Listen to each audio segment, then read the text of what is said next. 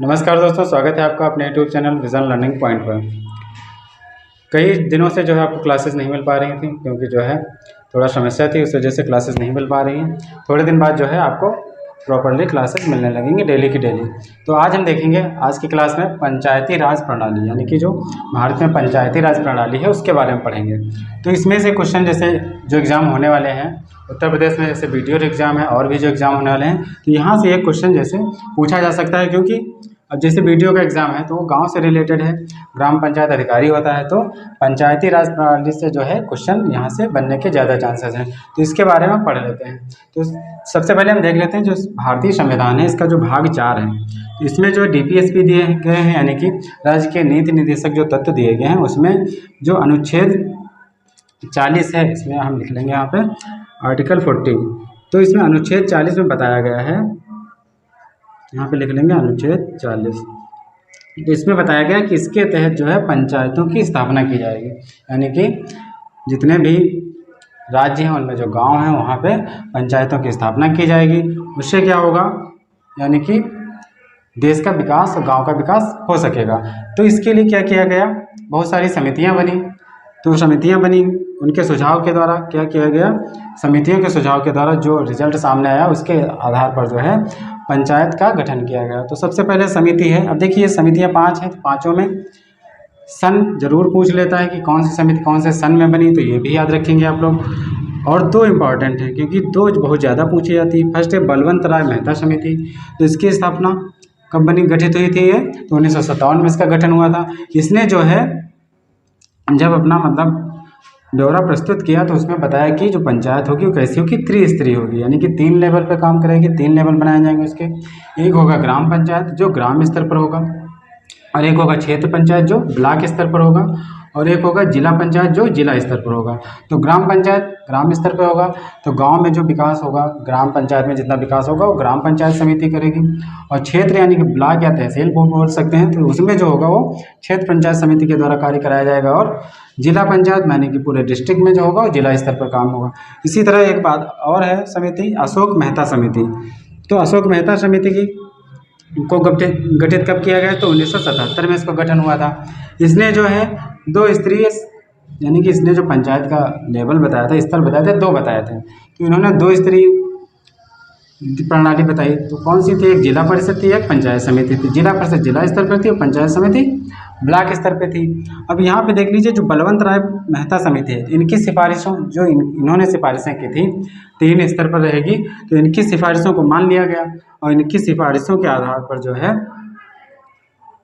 ग्राम पंचायत, क्षेत्र पंचायत, जिला पंचायत के आधार पर जो है मतलब जो है ये पंचायती राज व्यवस्था अपनाई गई। तो इनकी समितियां मानी, इनकी सिफारिशें मानी गई थी। तो ये बहुत ही इंपॉर्टेंट है, इनको आप लोग याद रखेंगे। बलवंत राय मेहता समिति गठन कब हुआ पूछ ले तो 1957 में हो जाएगा। गठन सबका पूछ सकता है। अब जैसे अशोक मेहता समिति पूछ ले तो इसका गठन 1977 में हुआ था। और अगर पूछ ले GV राव समिति तो इसका गठन 1985 में हुआ था। और LM सिंघवी समिति, अगर LM सिंघवी समिति पूछ ले तो इसका गठन 1986 में हुआ था। उसके बाद है PK थुंगन समिति। अब देखिए ये जो समितियां हैं इसमें ज़्यादा कुछ नहीं पूछता है, इसमें खाली ये पूछ लेता है कि इसकी स्थापना यानी कि इसका गठन कब हुआ था। उसका अगर गठन पूछ लेगा तो 1985 में, और LM सिंघवी का अगर पूछ ले तो 1986 में, और PK थुंगन समिति पूछ ले तो 1988 में। तो इनका सन आप लोग याद रखेंगे, सन बहुत ही इंपॉर्टेंट है। अब ये तो हो गया पंचायती राज व्यवस्था। अभी देख लेते हैं कौन से संविधान के द्वारा जो है पंचायती राज प्रणाली अपनाई गई। कुछ संविधान संशोधन हुए होंगे, तो कौन कौन से संविधान संशोधन हुए वो हम देखेंगे। और इसके आगे और क्या देखेंगे, उत्तर प्रदेश के परिप्रेक्ष्य से पढ़ रहे हैं तो उत्तर प्रदेश में जो व्यवस्था है, उत्तर प्रदेश में कब पंचायत प्रणाली लागू हुई और कैसे क्या सिस्टम है, ये सारी चीज़ें अब हम देखेंगे आगे। अब हम देख लेते हैं 73वां संविधान संशोधन। ये जो संविधान संशोधन था इसके तहत कब 1992 में हुआ, और इसके तहत जो है अनुच्छेद 243 यानी कि अनुच्छेद 243 A से 243 O तक जो है पंचायत से संबंधित 29 विषयों को वर्णन किया गया। यानी कि 243 A से 243 O तक के जो है इसमें अनुच्छेद जोड़े गए, जिसमें 29 विषयों का उल्लेख किया गया। और ये सभी 29 विषय क्या थे, पंचायतों से संबंधित थे, यानी कि जो पंचायत में कार्यप्रणाली होगी उससे संबंधित है। इसके तहत और क्या किया गया, इसके तहत अनुसूची 11 जोड़ी गई, यानी कि अनुसूची 11 भी इसी के तहत जोड़ी गई जो पंचायत से संबंधित है। और इसे कब लागू किया गया अगर पूछ ले तो 24 अप्रैल 1993 से इसे लागू कर दिया गया। तो ये लागू करने का समय पूछ लेता है, तो ये पॉइंट इंपॉर्टेंट है, इसको आप लोग याद रखेंगे। और 29 विषय जरूर पूछ लेता है। और 29 विषय का उल्लेख कौन सी अनुसूची है, तो अनुसूची कौन सी, 11वीं अनुसूची, तो अनुसूची 11।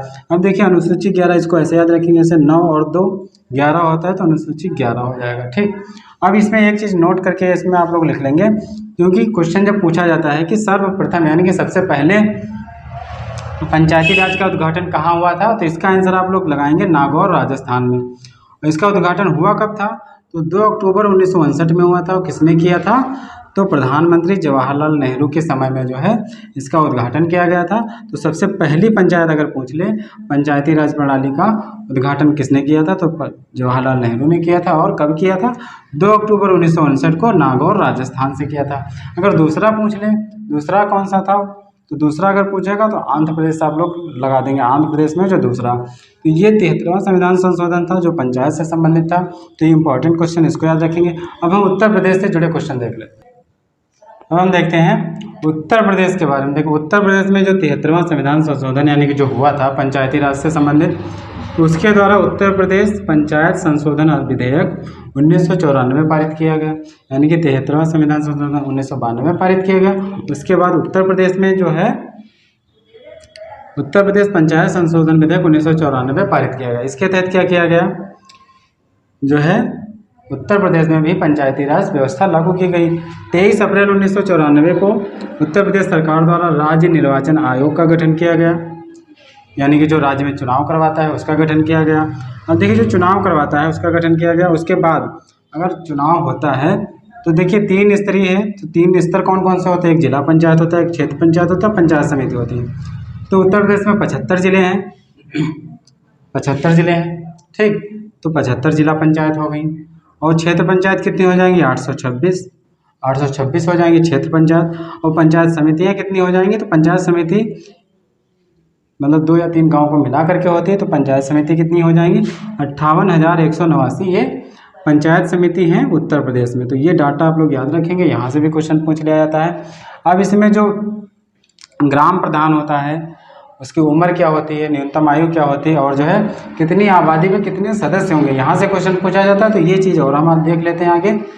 तो अगला देख लेते हैं, इसके आगे देख लेते हैं जैसे जो ग्राम प्रधान होता है, ग्राम प्रधान, तो ग्राम प्रधान क्या होता है, ग्राम पंचायत जो होती है उसका जो मुखिया होता है उसको ग्राम प्रधान भी कहते हैं या सरपंच भी कहते हैं, या ग्राम पंचायत का सदस्य। अब मान लीजिए ग्राम प्रधान है, ग्राम पंचायत का अगर सदस्य आपको बनना है तो उसके लिए न्यूनतम आयु पूछी जाए कितनी होती है, तो न्यूनतम आयु जो है 21 वर्ष होती है।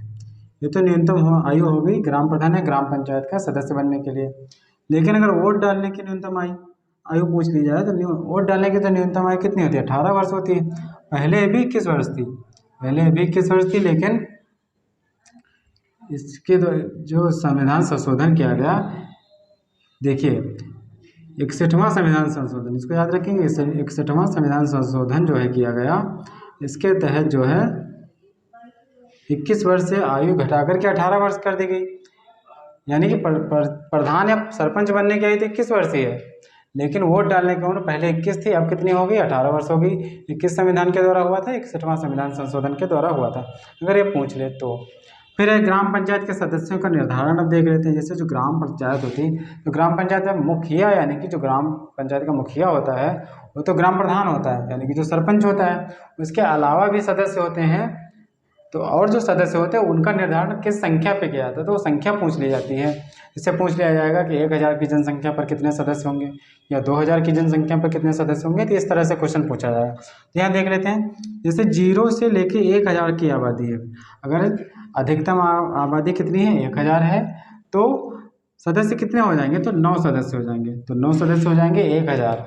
जब 1000 से ऊपर बढ़ेंगे 2000 तक की आबादी आ जाएगी, तो इसमें 2 सदस्य और बढ़ जाएंगे। पहले 9 थे, अब कितने हो जाएंगे, 11 सदस्य हो जाएंगे। ठीक, तो 11 सदस्य हो गए। फिर 2001 यानी कि 2000 के ऊपर आबादी, 2000 से लेकर के 3000 तक की अगर आबादी है तो सदस्य कितने हो जाएंगे, तो 2 और सदस्य बढ़ जाएंगे, 13 सदस्य हो जाएंगे। पहले 9 थे, फिर 11 हुए, फिर 13 हुए। लेकिन अगर जनसंख्या 3000 से ऊपर पड़ रही है ग्राम पंचायत की, तो वहाँ पे सदस्य कितने हो जाएंगे, 13 से ज़्यादा, यानी कि 15 सदस्य हो जाएंगे। ये सदस्य जो होते हैं ये ग्राम पंचायत में जितने भी कार्य वगैरह होते हैं उनकी देखभाल करते हैं, उनसे निर्णय लिया जाता है, सलाह मशवरा किया जाता है। तो ये सारी चीज़ें जो है सदस्यों के द्वारा की जाती है। सदस्य क्या होते हैं, अगर ये चाहें तो ग्राम प्रधान को अपने पद से हटा भी सकते हैं, लेकिन ग्राम प्रधान को हटाने के लिए 1/3 बहुमत से प्रस्ताव पारित होना चाहिए और 2/3 बहुमत से जो है उसको पास करना चाहिए। प्रस्ताव अगर पास हो गया तो ग्राम प्रधान हट जाएगा।